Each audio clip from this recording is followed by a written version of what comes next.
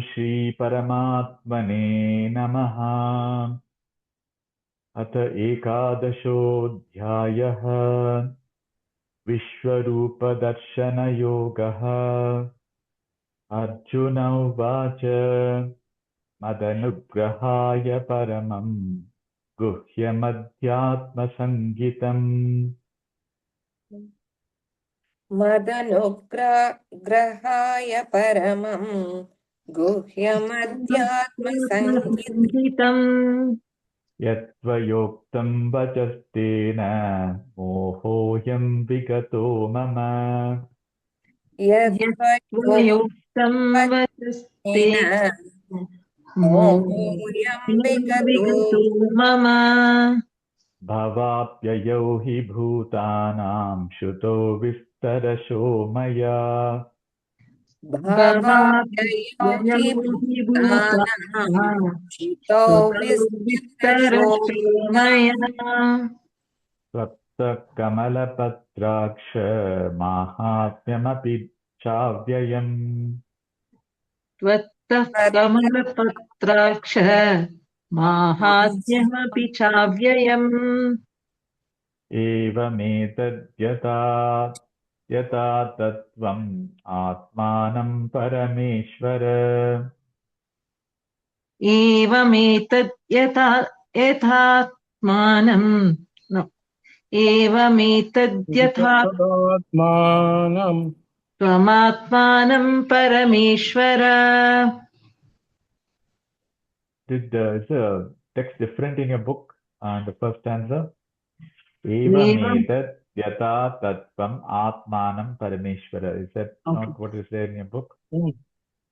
yes. It is evametadyatatha. like that it is.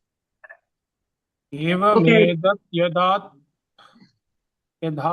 तत्त्वम् Atmanam आत्मानं parameshvara. परमेश्वर. Yeah. Right. Okay. द्रष्टुमिच्छामि ते रूपम् ऐश्वरं पुरुषोत्तम। द्रष्टुमिच्छामि ते रूपम् ऐश्वरं पुरुषोत्तम। मन्यसे यदि तच्छक्यं मया द्रष्टुमिति प्रभो।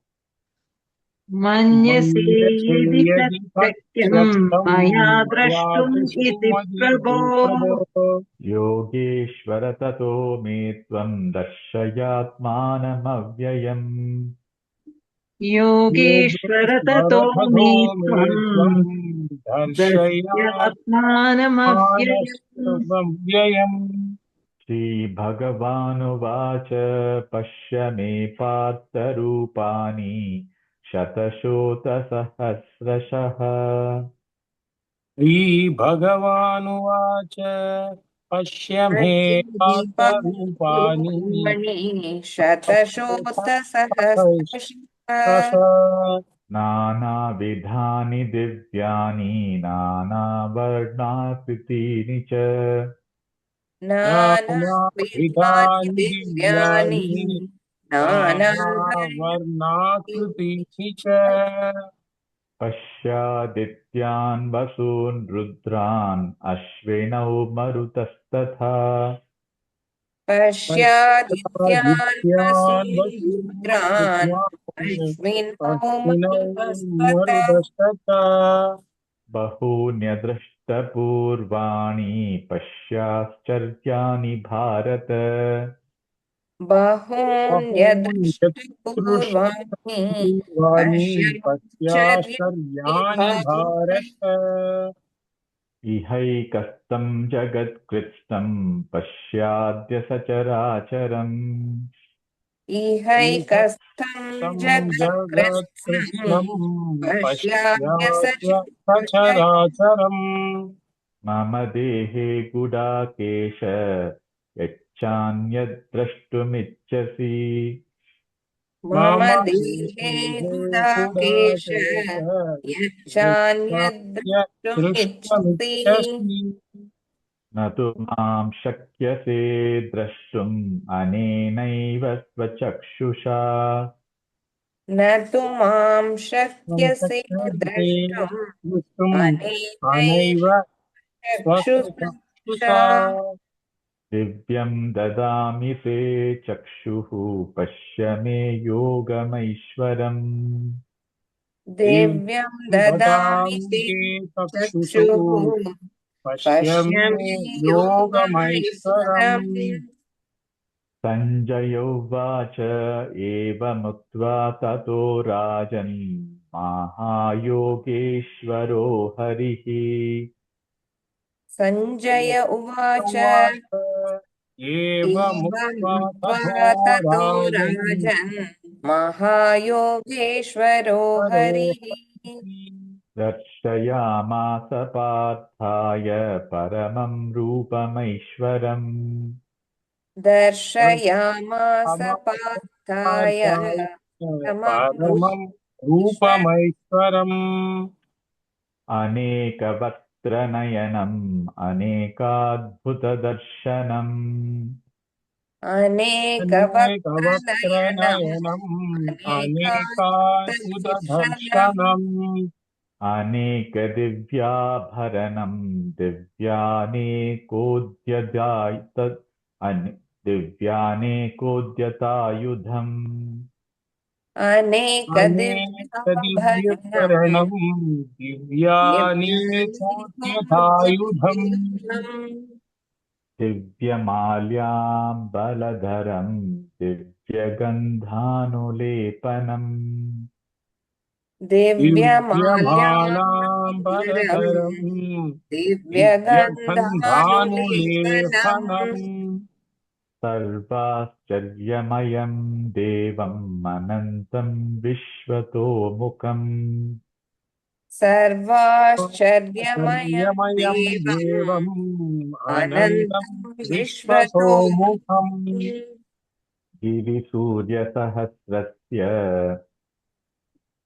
दिवि भवेद्युगपदद्युतिता दिवि दिवि सूर्यसहस्रस्य सूर्यसहस्रस्य भवेद्युगदुदिता भवेद्युगपदुत्थिता यदि भासदृशी सा स्यात् भासस्तस्य महात्मनः यदि यदि यदि सदृशी भासतीता संस्याद् भासस्तस्य महात्मनः महात्मनः तत्रैकस्थं जगत्कृत्स्नं प्रविभक्तमनेकधा तत्रैकस्तम् जगत्कृत्स्नम् प्रविभक्तमनेकधा आत्मनेकता अपश्य देवदेवस्य शरीरे पाण्डवस्तदा अपश्य देवदेवस्य देवदेवस्य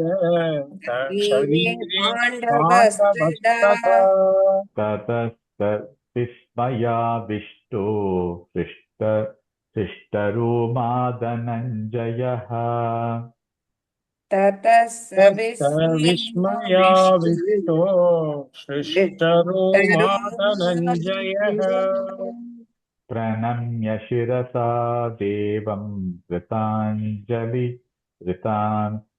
कृताञ्जलिरभाषत प्रणम्य नम्य शिरसा शिरसा देवम् देवं कृताञ्जलिरभाषत कृताञ्जलिरभाषत So, so we started in the last session, the introduction to this chapter, wherein Arjuna is, having learned a lot of knowledge, is now looking for seeing last chapter he saw everything about his manifestation in different forms. Now he wants to see a lot more of it. He wants to see his true form.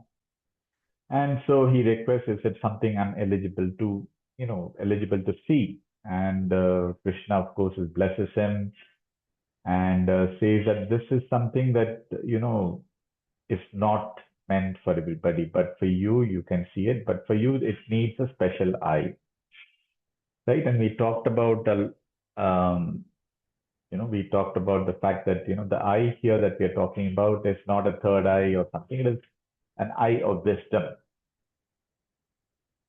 You know, so because the normal fleshy eyes that you and I have, right? If you see it, it doesn't see sometimes the real picture. right? We sometimes see what appears but is a mirage, is an illusion. Not so is the case of wisdom. Whenever we see talk about an eye of wisdom, it is the ultimate truth. And to see anything of Bhagavan in his original form, in his true manifestation, the Rupa is going to exhibit, one needs this eye of wisdom. That is what it's saying. Now, this eye of wisdom is also there with Sanjaya, who's sitting, several kilometers away in the kingdom, giving the commentary to Dhritarashtra. So he can see the entire battlefield. He can also read into Arjuna's mind, emotions, and therefore now he is going to give the commentary. So what we're going to see here is as though Sanjay is giving the commentary of what is happening in the battlefield, because Arjuna, having heard from Krishna that I'm now going to reveal to you, is now ready. He is, so it's like somebody says, you're going to see something, you're so ready, you're gripped, you can't even speak. And of course, Krishna is getting ready. So Sanjaya is the one that starts from, let's say, from the 9th verse. So Sanjaya, what does he say? We are now, we are going to be over, we are going to be now, Krishna is now ready to show the supreme form to Arjuna, to Partha. And so from the 10th stanza onwards, whatever we are hearing, seeing is what Sanjaya is telling to Dhritarashtra. But for us, we just visualize as though it is happening in the battlefield itself. So first, Krishna paints sort of like an outline of things that are there. And so how does he start with it? If you notice the first 10 stanza, he says that I see numerous mouths and eyes. So a lot of this, first of all, we have to be very, very careful. We have to just pay attention to every detail in these stanzas. It is very subtle. It is not something that our normal mind is able to comprehend very easily, because we are talking about something that is something that, we are so limited in our perception, isn't it? So when we talk about a Vishwarupa being discussed here in whatever form, with our limited understanding, with our limited grasp of things, we sometimes might not, be not be easy to visualize. But nevertheless, here what Krishna, what Sanjay is saying is that he is seeing multiple mouths and eyes, right? And he's seeing not only that, he's seeing numerous ornaments. So he gives we see here, there's some gross thing, right? Teeth and mouth, eyes. And then also some decorative aspects, right? Like there's some necklaces or ornaments or whatever that he's seeing is decked up there. And also some divine weapons. So you see the contrast in all of this, right? So there's some gross things. There is also the divine aspect, which is a very sublime thing to look at. Whenever you see a Guru temple, you see all the decorations, ornaments that are put there. It just is so beautiful to look at. But then there's also the destructive power of Ishvara that is being shown here. So you see all of them. So, so one is so you can see here when he says multiple eyes, multiple teeth, etc. What does it mean? I hope all of us listened to the previous session, right? One of the things we talked about is just to imagine, right, that all of us, let's say, there are 6 of us who are in this call, right? Each of us are in different places. What is it that makes each one of us be recognizable by us itself is the space in between. True? Imagine that in the space in between, it's all filled up with replicas of you or replicas of me, whoever. Will there be any concept of space in between? That is the thing that we have to visualize here. So in the frame of whatever 6 feet or 8 feet tall and wide person, if everybody's physical form is compressed into that one area, how would it look? So, so when we talk about the Vishwarupa, there is no concept of space. There is no concept of time. Because what we're going to see things is that, the time is something for us, there is a start and an end. When everything is just happening simultaneously, there's no concept of time. So that is what is going to be revealed in some of these stanzas. So the beauty about some of these things, right? The same, thing is also in there in those of us who have learned, I've heard this thing, Purusha Suktam. Purusha Suktam. The Suktam that talks about the ultimate Purusha. Purusha is what the dweller, the cosmic man, as we call it, or the cosmic divine, however you talk about it. And first, it starts with this. Sahasra Shirisha Purushaha Sahasraksha Sahasrapad Sabhumim Vishwato Vritva Atyadishta Dashangulam.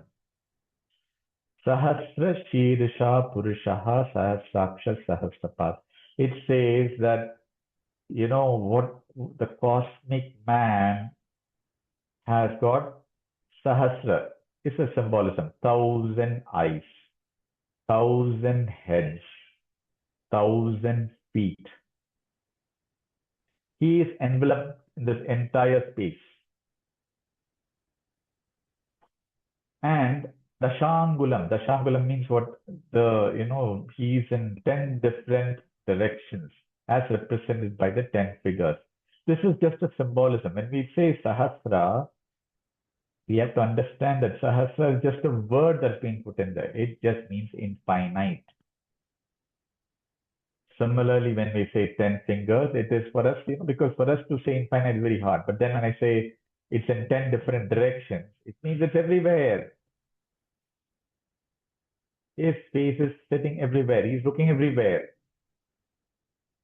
Right.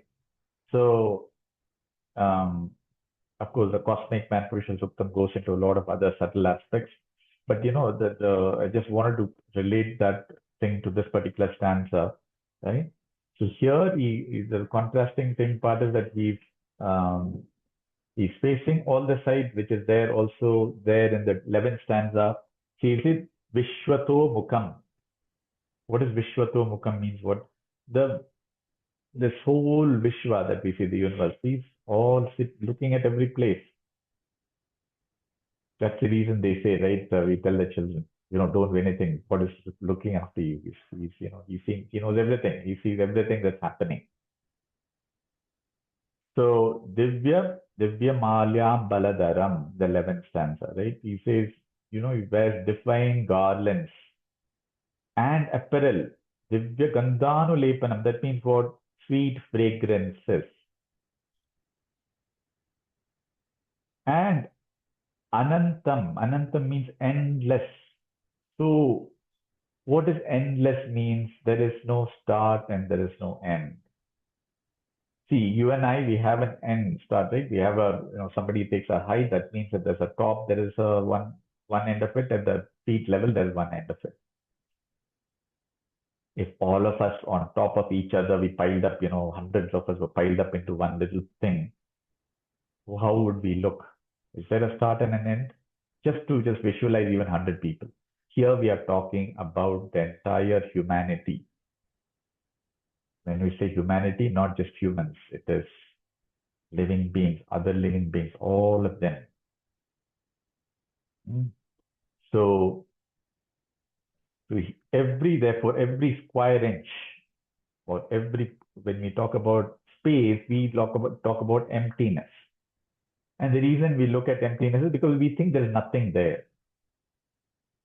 So what does Vishwarupa mean, which is going to get discussed a lot in the later chapters?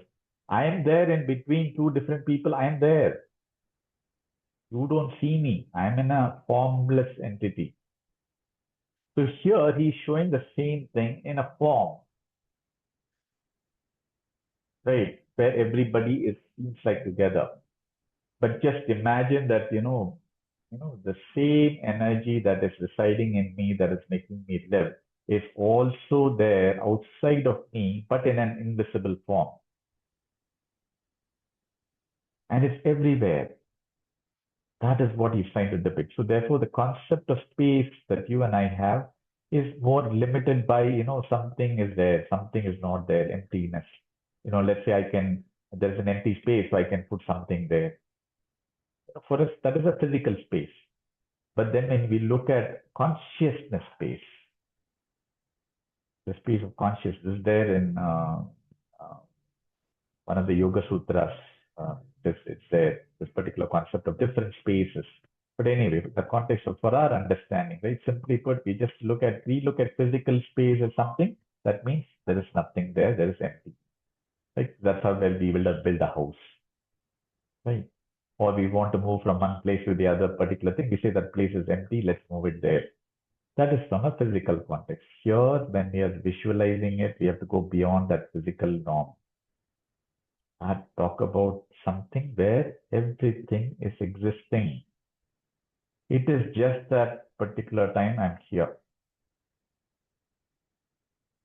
Now just imagine, right? We talk about, and we just say this because I'm sitting here, I'm alive in this physical body. Next second, let's say I perish. There's no body. Again, whatever that place where my body was, I was empty, isn't it? So, just have to, it's a very subtle expression that is being portrayed here in these stanzas. We just have to somewhere, visualize it, at least to whatever extent possible on what is being said here. And then he goes on in the 12th stanza to see Divi Surya Sahasrasya. Again, Sahasra Surya, Divi. That means what? If Sahasra is 1,000, Surya, if 1,000 suns were to illumine this place, we say, right? Vakratunda Mahakaya Surya Koti Samaprabha. What the shine that comes out of a Ganesha is equivalent to that of 1,000 suns. So similarly here, we are saying, here again, Sahasra is just an indicator. It is that the light is so intense. So for us, right, we just imagine if you go at this particular time of the day, right, or a little later, 11 o'clock, you can't even see the sun, right? It just is blazing. You just cannot see with your eyes open. So it is so limited because it is so bright. Imagine the magnitude of that same light if it were to be multiple times what we are seeing today on the sky. So here is referring to all the suns. Now, how do we relate this, right?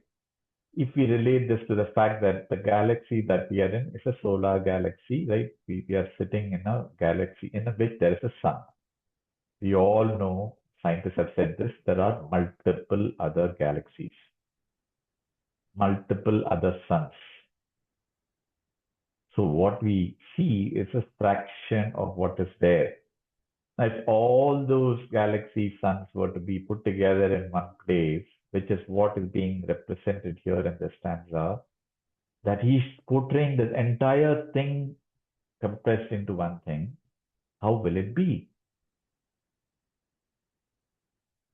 That's splendor. So here we can see it from a physical place, you see the light, but then we can also see it from a consciousness level, right? Whenever we talk about consciousness, or whenever we talk about spirituality, we talk about knowledge as light, isn't it? Knowledge removes the darkness. Knowledge removes the, ignorance. Ignorance is considered darkness, right? So when we say we are talking about light, we are talking about consciousness or the knowledge. So here, when he's talking about this light, we also have to relate this. This is the ultimate knowledge. There's nothing else. He is the source for all the knowledge for this entire universe. So, as you can see here, Arjuna is getting totally overwhelmed by what is happening around him. And to the extent that, Sanjay is able to visualize what is being said is what we see. Huh? Okay, so good. If you look at the 13th stanza, now he talks about something even more profound. Here he's saying in this 13th stanza,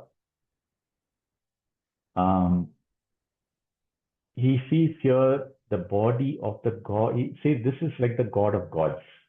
That means what this Rupa is all the gods also there. When we say the gods, Devas, Devatas, Siddhas, everything that governs the functioning of this universe. And so he's saying this is the Lord of Lords, God of gods. In that he sees, he sees, he sees this whole thing he's pretty much saying that this whole universe is resting in you. So for us, when we visualize this, right, we have to imagine. Let's say we go to a movie theater. I mean, that's the way I was looking at it. Right? When you go to a movie theater, you see something, and especially when you see it on an IMAX screen, right, huge. Sometimes you don't know where to see, right? Hey, this happening on the right side. Imagine on that IMAX screen, you see on one side a bunch of, human being, and then on one side you see non-living things, and one thing you see heads and the feet and this and that. Where will you see? What will you see? It just you don't know where to see. So you're limited by whatever our, perception is, right, from the eyes, isn't it? And we would have seen it, right? Whenever we see it, when we go to a theater, you don't know where you have missed something by not seeing something there. So, so here we have to understand that, if we were to visualize this Lord of Lords as a huge magnet, and let's say you take that magnet and cut it into pieces, still the magnetic power is retained in all of them. So he's showing that this big magnetic power, which, holds this entire universe, right, has got all these teeny bitty people like you and I, and animals and insects and whatever names and forms, living, non-living, everything that is,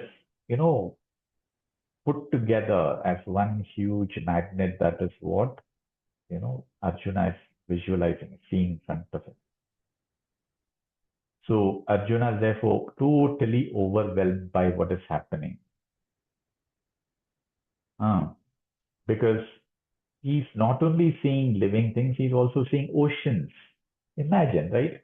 I mean, to even see physical form is one thing, to see oceans, the sky, different types of animals, all possible things, all in that one space. So he is literally, the 14th stanza, he expresses it even more profoundly. He says, Arjuna filled with wonder. No, this awe feeling comes, right? Whenever, so when he says here, then when you go, whenever you have gone to some place where you see something extraordinary, what happens? There's a feeling of wonderment. I've not seen anything like this before. Goosebumps come, and you're stunned. No words can express it. You just, mouth open, you just see it. That awe feeling.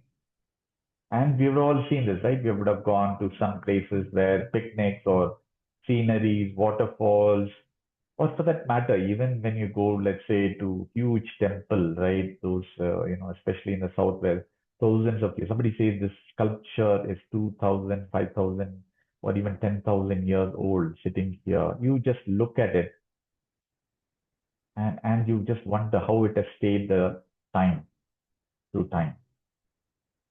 Right? There's so many wonderful things in India. People say, it's never, the Qutub Minar, you take many other things, right? It has gone through it and it's not rusted.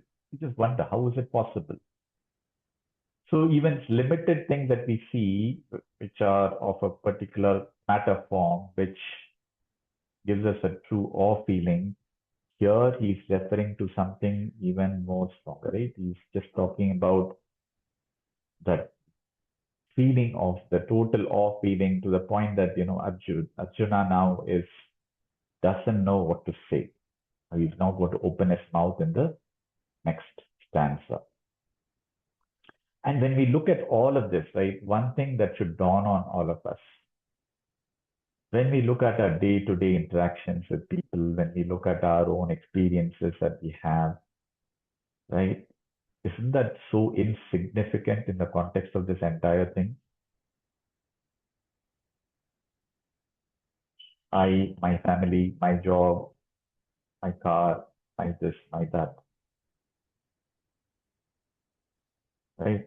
So here Arjuna is totally surrendered. He just realizes that he's a chuntu muntu thing, right? He might be a warrior, but in the context of this entire universe, in the context of this entire thing, I am nothing, insignificant. That humility, that humbleness dawns on him. So totally he has surrendered. Now, starting from the 15th verse, he is going to say a few things. Let's chant that. 15th verse. Huh? Arjuna vacha pashyami devam tava deva dehe पश्यामि देवांस्तव देवदेहे सर्वान् तथा भूत विशेष संगान् सर्वांस्तथा भूतविशेषसङ्घान् ब्रह्मानमीशं कमलासनस्थम् ब्रह्माणमीशं कमलासनम् ऋषींश्च सर्वान् अनुरांश्च दिव्यान् ऋषीं ऋषीश्च सर्वान् सर्वान् अनुरागं च दिश्यान् अनेकबाहूदरवक्त्रनेत्रम् अनेकबाहोदरवक्त्रनेत्रम् पश्यामि त्वां सर्वतोऽनन्तरूपम् पश्यामि पश्यामि त्वां सर्वभुवनन्दम् सर्वतोमुखरूपम् नान्तं न मध्यं न पुनस्तवादिम् नान्तं न मध्यं न पुनस्तवादिम् पश्यामि विश्वेश्वर विश्वरूप पश्यामि पश्यामि विश्वेश्वर विश्वरूप ईश्वररूप किरीटिनं गदिनं चक्रिणं च किरीटिनं गदिनं चक्रिणीं च तेजोराशिं सर्वतो दीप्तिमन्तम् तेजोराशिं सर्वतो दीप्तिमन्तम् सर्वदोषितिमन्तम् पश्यामि त्वां दुर्निरीक्ष्यं समन्ताद् पश्यामि त्वां दुर्निरीक्ष्यं समन्ताद् दीप्तानुलङ्का दीप्तानलार्कद्युतिमप्रमेयम् दीप्तानलार्कद्युतिमभ्रमे दीप्तानलार्कद्युतिमप्रमेयम् त्वमक्षरं परमं वेदितव्यम् त्वमक्षरं त्वमक्षरं परमं परमं वेदितव्यम् वेदितव्यम् त्वमस्य विश्वस्य परं निधानम् त्वमस्य त्वमस्य विश्वस्य विश्वस्य परं परं निधानम् निधानम् त्वमव्ययः शाश्वतधर्मगोप्ता त्वमव्ययः त्वमव्ययः शाश्वतधर्मगोप्ता शाश्वतधर्मगोप्ता सनातनस्त्वं पुरुषो मतो मे सनातनस्त्वं सनातनस्त्वं पुरुषो मतो पुरुषो मे So here Arjuna is now going to express things in his own words. And so if you see the 15th stanza, says here, I see all the gods in your body. He sees various. So when he says, "I see all the gods in this body," he says, you notice, he says, Isha. He says, they, okay, Pashyami Devan Tava Deva Deva Sarvan Sata Bhuta Vishesha Sangan. Yeah, he sees Brahmaji there. He sees also Isha, which is nothing other than Shiva. Then it is Kamala Sanastam. Kamala Sanastam means what? Sitting in the lotus pose. Sees the great rishis, Rishi Sarvan, right? He sees also the rishis heaven. And then Uraganscha Divyan. Uraganscha means what? Serpents. So you see here, right? What if you see all these words, there is a lot of messages that come from this. And some of these will seem not logical at all. That's no rational because it looks all over the place what he's describing here. But then there is also a message in all of this.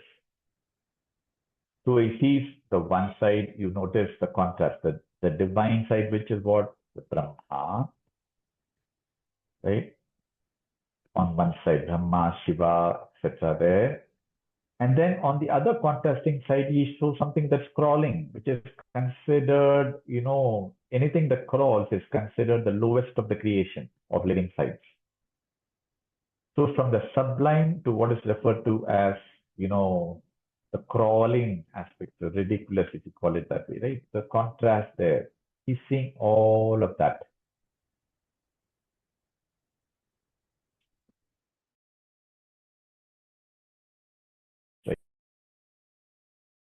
And the reason he's saying is that, God is there in each and every one of them.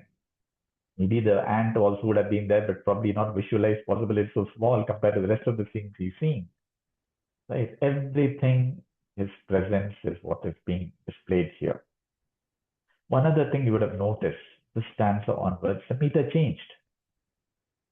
The chanda changed, if you noticed. This is what chanda, Trishtup Chandaha. Trishtup, so the chanda that we normally follow in pretty much all shlokas and the rest of Bhagavad Gita, it is Anushtup Chandaha. Anushtup Chanda is essentially, there are 4 sections. Each line there are 2 sections, there are 2 stanzas, a stanza has got 2 lines, so 2 into 2, 4. Each one of them having 8 syllables.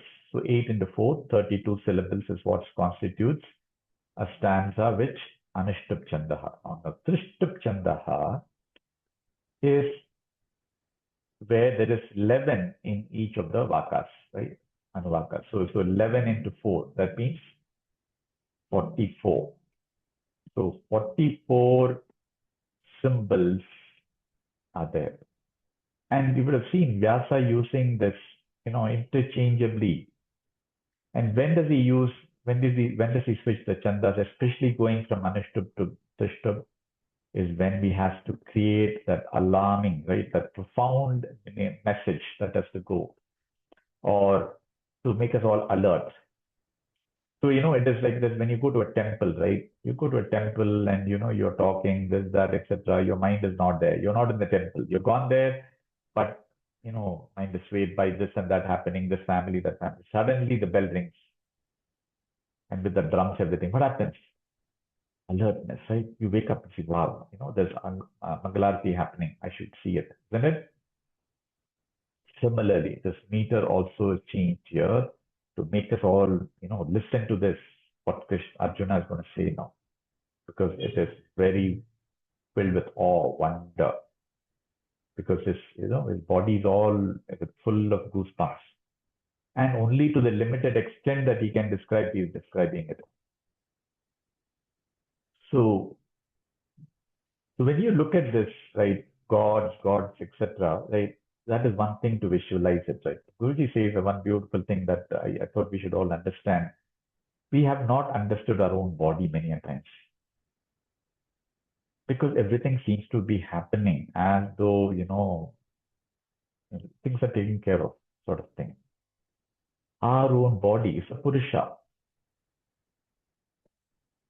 The Devas, etc., that was referred to the Devatas that Arjuna was portraying in the stanza, is there in a body.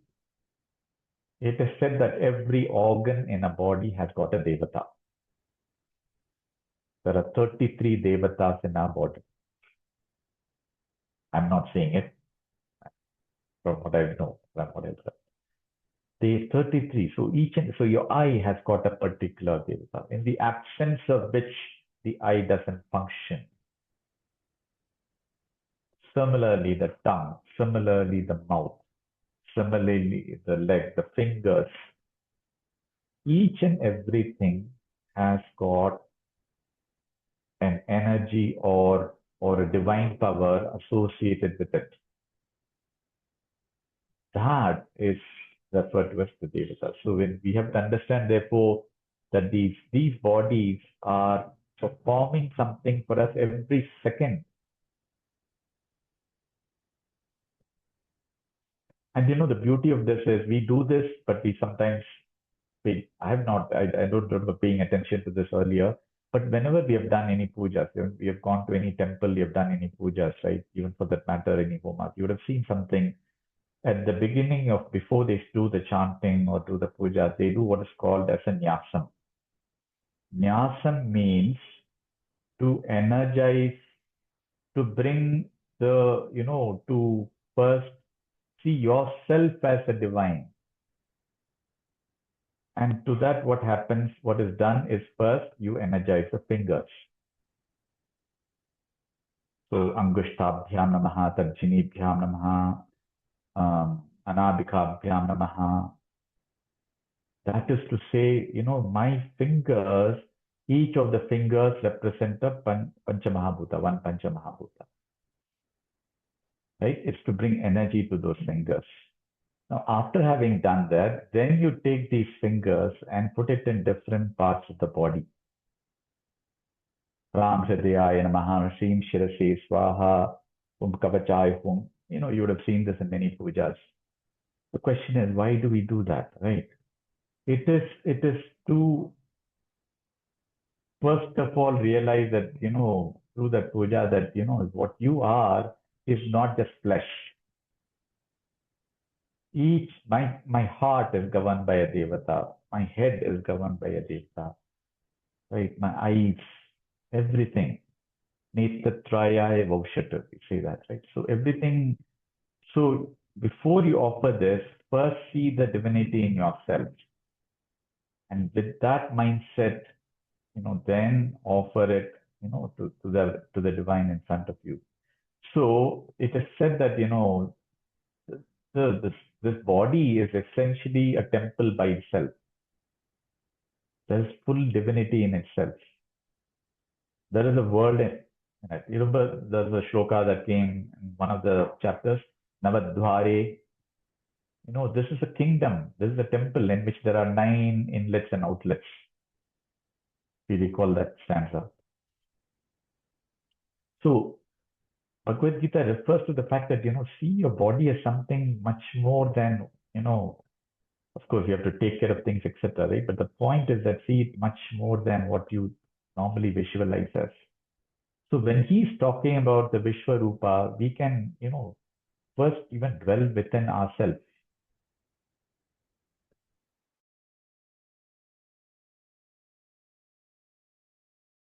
Its function, it has to do something, it has to eat, it has to speak, all that is there. But a little bit beyond as to what is making it all work. So when we talk about divinity and world, we today think world is one thing, divinity is another one. This stanza and these stanzas should say one thing. World is equal to divinity. Divinity is equal to world. There are no two separate things. Everything in this world, including your own body, is percolated by that one divinity. So when somebody says, you become spiritual for half a day, 30 minutes, and the rest of the time you're working in the world is divinity, yeah. Let's realize it. So when I look at somebody, when I say namaste to somebody, when I interact with somebody, can I have a different, attitude in the way I do it? That's what this chapter should be. Yeah, one is portraying all of these things. That is, but then what do I take away from all of this? What do I do, in my day-to-day things? That is what we have to, visualize or at least internalize here. So this should bring a sort of a reverence, you know. So normally we have a reverence when we go to certain things, but can we have a reverence, you know, on when to Arjuna here is third, he knows that Krishna is much more than the body, but in Vishwarupa he's totally stunned. We know the 16th verse. Yeah. So here he says here, I see limitless or a boundless form of different arms, stomachs, mouths, eyes, and there is no beginning and there is no end. We talked about this earlier, right? So for us, we all visualize, time has a start, time has an end. Situation has a start, situation has an end. So when we look at that Vishwarupa, so Vishveshwara, Vishwarupa. So when we see Vishwa, what does he say? Vishwa is not just, some divine thing, right? All the, so today, if you look at the word, for us, let's just say, right, there is a world, dynamic world we interact with, right? That is granted, we have to do it. And there is also Jagat, which is full of change that is happening. And then we have also Loka, which is the world of all the experiences that we go through. Every minute we're going through experiences. Put it all together. So if there is a dynamic world that has to be portrayed, right, which has got a set of events happening every second, every minute in your day, full of experiences, that is Vishwa. So because there is no 1 second we are idle, right? Either I am physically not idle or I'm mentally not idle. So always there's something happening. Even in my sleep, there is some things happening in me. So every moment we are going through some set of experiences, etc. Right? That whole thing, says here, is governed by that Vishwa. So see the first nama that comes in Vishnu Sahasranama Nama very what? Vishwam Vishnur Pashatkaro. That Vishwa is what he's saying here. It's Vishveshwara Vishwarupa. So here, and when we say hands, right, there's a very interesting way to look at it also. How many people are working? I have, there are 10 hands that is doing, particularly go to an industrialist and say, who's building, putting together, things into a sack and sending out to somebody. You've got 10 hands working on this, isn't it? Don't we say that's 10 hands because that is putting together something. And I need more hands to get this done. So here, right, that hand is, is enlivened by what? Is by his presence. So here he's saying that entire gamut of all those hands that are enlivened is put together in one place. When the person is dead, the hand is physically there but doesn't function one bit. So when we talk about a cosmic man, Purusha, right, that cosmic man as, symbolically has the hands of all the human beings merged into him. When we say that, we should not realize that physically it is there. It's just that he's making every small hand, every nook of the universe that we know function. Without his presence, without that Vishwa, one cannot move 1 inch. That